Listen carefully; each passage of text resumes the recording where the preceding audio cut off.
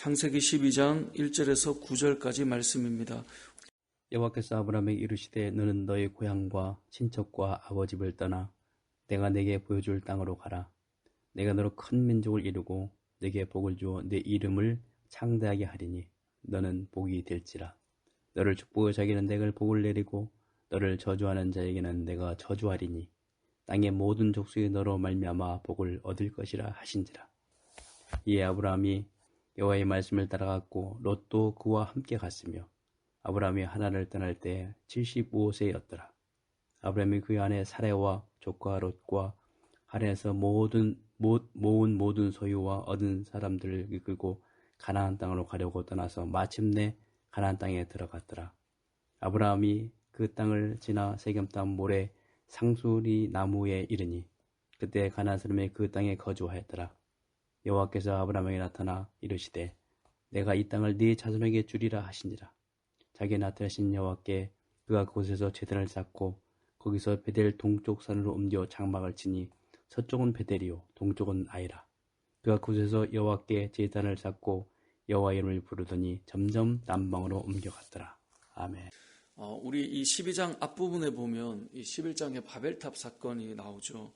그러니까 바벨탑 사건으로 인류가 흩어지고 사람들은 참 여전히 교만하고 여전히 이 죄로 나아가는 그런 모습을 보여준다라는 것을 성경은 말씀하고 있어요. 그래서 그러한 인생을, 그러한 사람들을, 그러한 우리들을 살리고 구원하시기 위해 이제 아브라함을 부르시면서 하나님의 구원의 계획을 아브라함에서부터 그리스도가 오기까지 하나님께서 이루어가시는 그 놀라운 구원의 계획이 이제 펼쳐져 가게 됩니다. 그래서 이제 아브라함을 부르시는 내용이 오늘 본문에 나오는데 사실 우리가 창세기 족보를 계속해서 살펴본 것처럼 아브라함이 갑자기 등장한 건 아닙니다. 노아의 아들 셈의 후손으로 이제 아브라함이 등장하는 것이고 셈의 10대 손이 이제 이 아브라함이거든요. 그러니까 이 계보는 계속 이어져 내려오면서 아브라함을 부르면서 특별히 이제 새로운 시작을 열어가도록 하나님께서 인도해 가시는 것입니다. 아브라함을 부르시는 이 부르심이 오늘 본문에 등장하는데요. 하나님께서 아브라함을 부르실 때 약속하신 것이 있습니다. 내가 너로 큰 민족을 이루고 너에게 복을 주겠다는 것이고요. 그리고 너가 복의 근원이 되어서 너를 축복하는 자가 복을 받고 너를 저주하는 자가 오히려 저주를 당하는 그런 일이 일어날 것이다 라고 아브라함에게 말을 합니다. 그러니까 이 아브라함은 단순히 아브라함 한 사람의 이야기가 아니라 아브라함의 영적인 후손인 모든 믿음의 사람들에 대한 이야기입니다. 다시 말해 저와 여러분의 삶은 누군가를 복되게 하는 축복의 통로예요. 그러니까 성도는 누군가를 만났다. 그럼 그 사람은 복이 있는 거예요.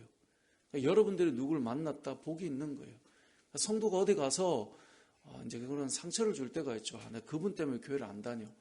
그건 상당히 신앙의 출발이 무엇인지를 놓치고 살아서 그래요. 우리에게 임하는 복은 누군가에게 세상에서 뭔가 어떤 나쁜 짓에서 뺏어서 우리가 복을 받는 사람들도 아니고요. 우리는 뭔가 내 머리를 굴려서 복을 받는 그런 사람도 아니에요. 우리의 복의 출발 자체는 하나님이세요. 그래서 그런 우리들이기 때문에 우리는 가는 곳마다 그분 때문에 내가 복을 받았어라고 말할 수 있는 존재가 되는 거죠. 그래서 아브라함이라고 하는 이 부르심은 모든 성도의 부르심과도 다 닮아 있습니다.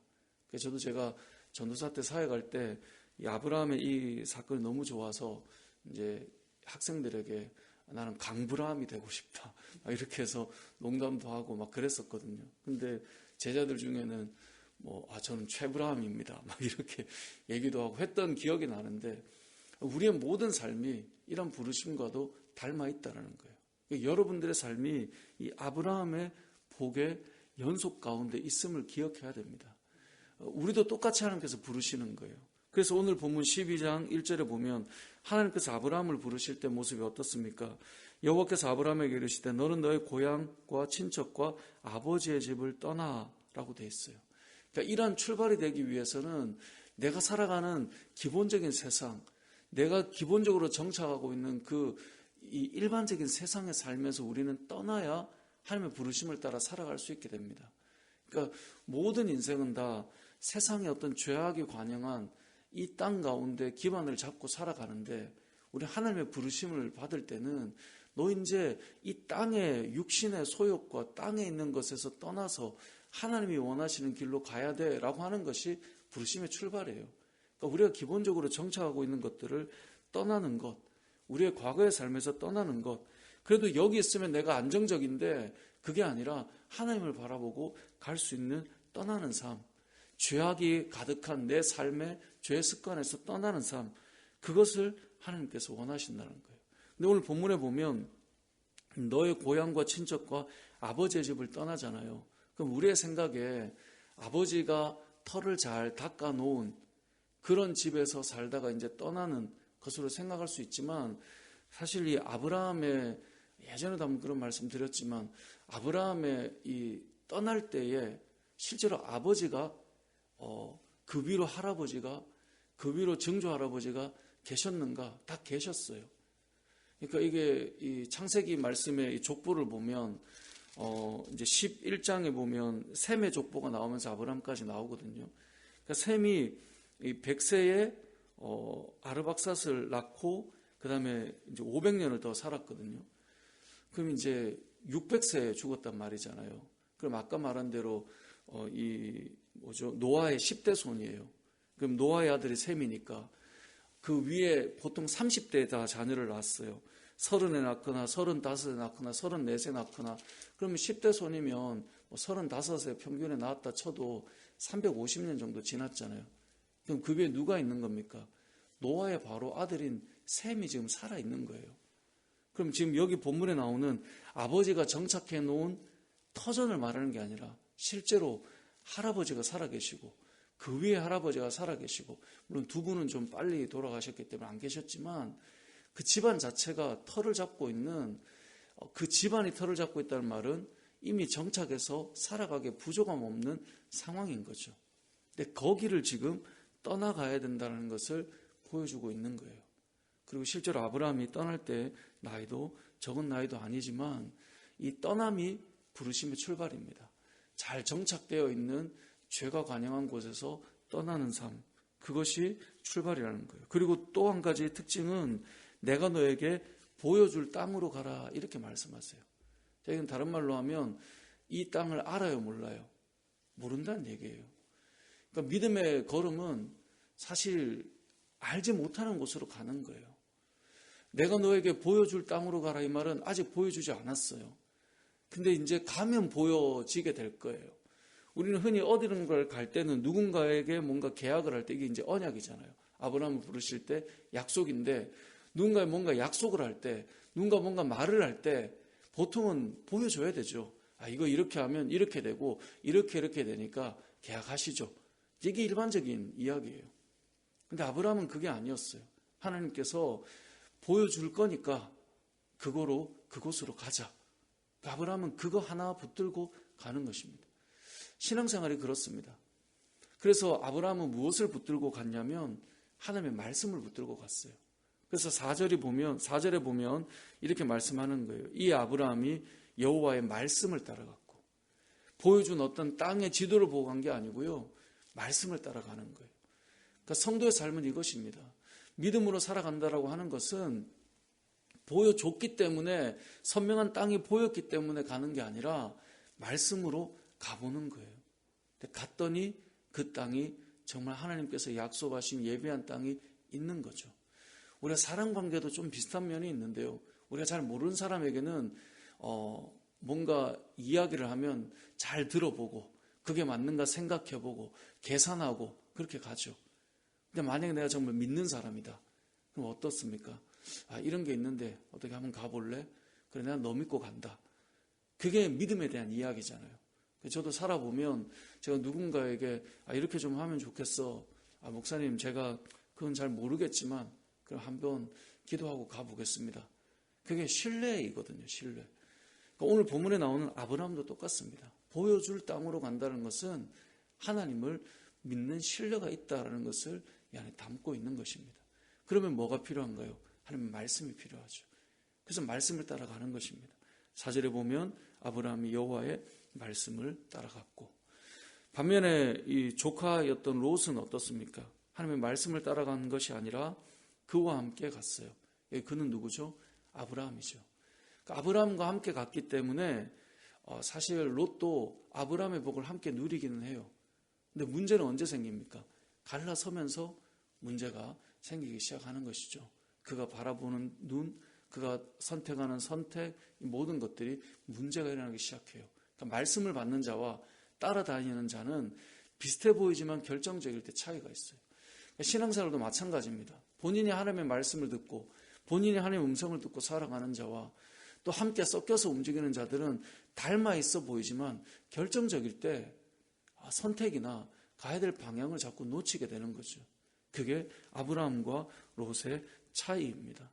자, 그렇게 부르심을 받아서 가는 자는 결국 말씀을 따라가는 것인데, 그렇게 가나안으로 갈 때 아브라함이 했던 것이 무엇인가? 7절과 8절에 보면 7절 제일 끝자락에 보면 이렇게 되어 있습니다. 여호와께 그가 그곳에서 뭘 했죠? 제단을 쌓고. 8절에도 보면 하반절에 보면 그가 그곳에서 여호와께 제단을 쌓고 여호와의 이름을 부르더니, 그리고 9절에 보면 점점 남방으로 옮겨갔더라. 아브라함이 하나님께서 약속하신 땅으로 가는 동안에 계속했던 게 뭐냐면 제단을 쌓는 일이었어요. 제단을 쌓는다는 말은 지금 우리 요즘 말로 하자면 예배 드리는 거예요. 하나님을 바라보고 주의 말씀을 듣고 끊임없이 하나님을 인정하는, 예배는 하나님을 인정하는 거예요. 하나님 되심을 인정하고 하나님이 누구신가를 고백하고 하나님을 높이는 시간이 예배예요. 그리고 그 가운데 하나님께서 우리에게 은혜를 부어주시는 거죠. 그러니까 이 아브라함은 가는 내내 하나님 앞에 제단을 쌓는 사람이었어요. 부르심에는 특징이 있습니다. 다시 정리해 보면 오늘 본문에 나오는 것처럼 아버지의 집을 떠나는 것입니다. 내가 정착해 있던 것을 의지해 살아가는 것이 아니라 하나님과 함께 길을 떠나가는 것입니다. 그리고 또 한 가지는 보여줄 땅으로 가는 겁니다. 보여지지 않았습니다. 갈 수 있는 이유는 하나님을 신뢰하기 때문에.